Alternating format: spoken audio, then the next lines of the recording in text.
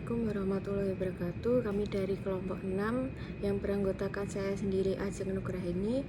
Kemudian ada teman saya Erina Sekarwati, Krisna Febrianto, Maisi Salasa, dan Ayu Mediana Safitri yang akan mempresentasikan mengenai perencanaan pajak berdasarkan UU Domestik. Langsung saja kita akan mempresentasikan mengenai hal tersebut. Yang pertama yaitu jenis-jenis pajak. Perencanaan pajak dibagi menjadi dua, yaitu perencanaan pajak nasional dan perencanaan pajak internasional. Perencanaan pajak nasional hanya memperhatikan undang-undang domestik saja, sedangkan perencanaan pajak internasional memperhatikan undang-undang domestik dan perjanjian pajak dari negara-negara yang terlibat.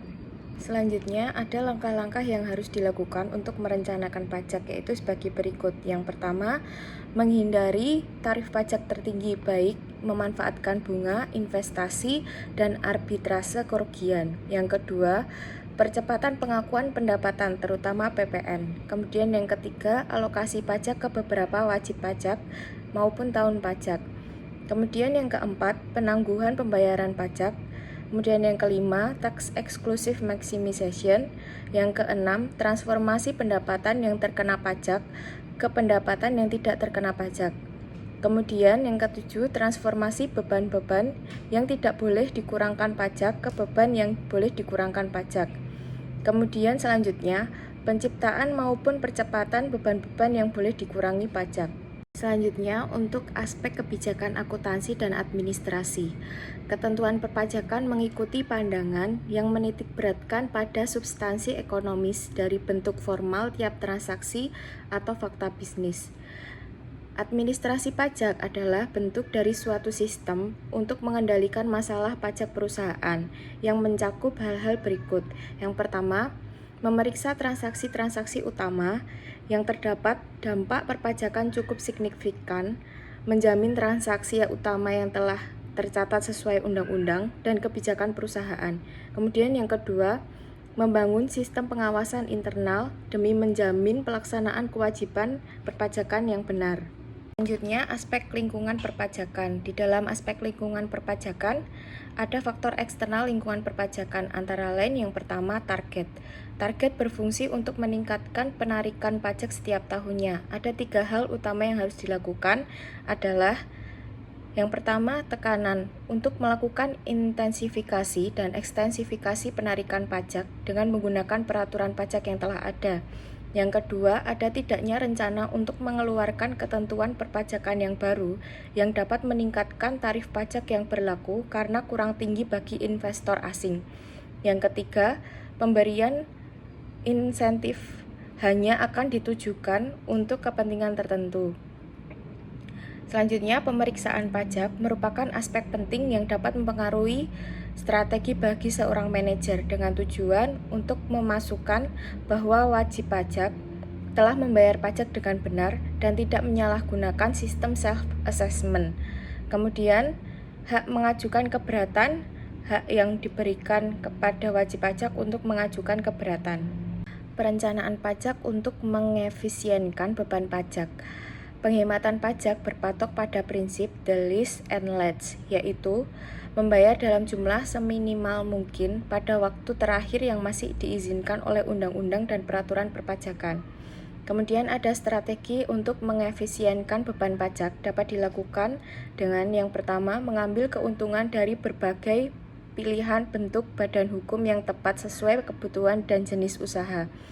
Yang kedua, memilih lokasi perusahaan yang akan didirikan.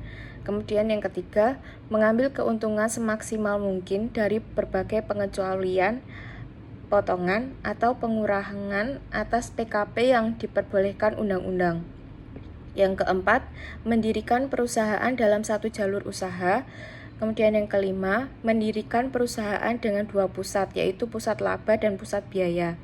Kemudian yang keenam, memberikan tunjangan kepada karyawan dalam bentuk uang dan frank benefit untuk menghindari lapisan tarif pajak maksimum. Kemudian yang ketujuh, pemilihan metode penilaian persediaan. Yang kedelapan, mempertimbangkan sewa dalam pendanaan aset.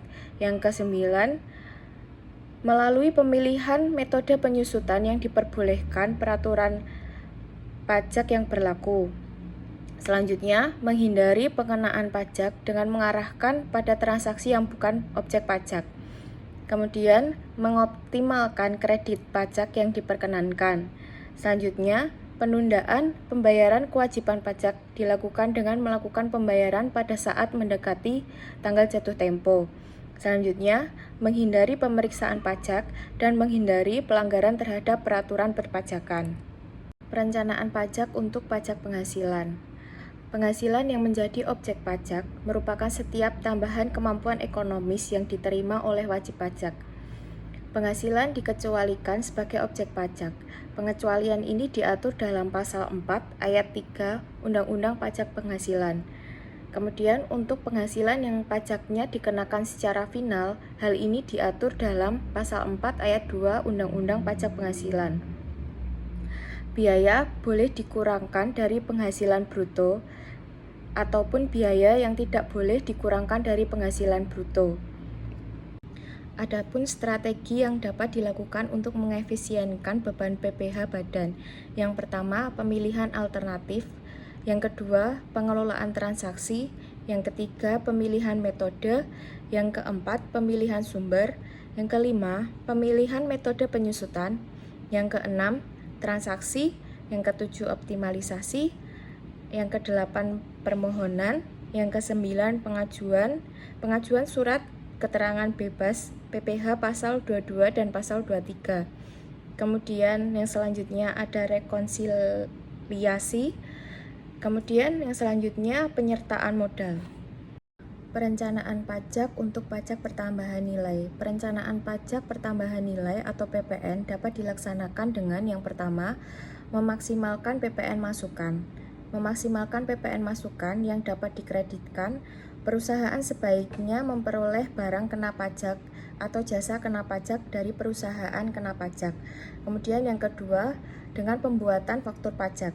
Pembuatan faktur pajak dapat ditunda hingga akhir bulan berikutnya setelah penyerahan barang kena pajak atau jasa kena pajak apabila pembayaran dari penjualan BKB atau JKP belum diterima. Penelaahan pajak adalah kegiatan penelaahan terhadap seluruh kewajiban perpajakan yang ada dalam suatu perusahaan dan pelaksanaan pemenuhan kewajiban-kewajiban tersebut, baik dari cara perhitungan, pemotongan, penyetoran, pelunasan, maupun pelaporan untuk menilai kepatuhan pajak yang telah dilakukan. Adapun langkah yang dilakukan dalam penelaahan pajak adalah mengidentifikasi aspek perpajakan yang ada dalam perusahaan dan dilakukan penelaahan atas kewajiban yang telah dilaksanakan. Selanjutnya, adapun aspek perpajakan yang umum dalam perusahaan antara lain ada pajak penghasilan badan, pajak penghasilan pasal 21, pajak penghasilan pasal 22, 23, 26, dan pajak penghasilan final. Kemudian ada pajak penghasilan pasal 24, ada PPN dan PPNBM. Sekian dari kelompok kami. Apabila ada salah kata, kami mohon maaf. Wassalamualaikum warahmatullahi wabarakatuh.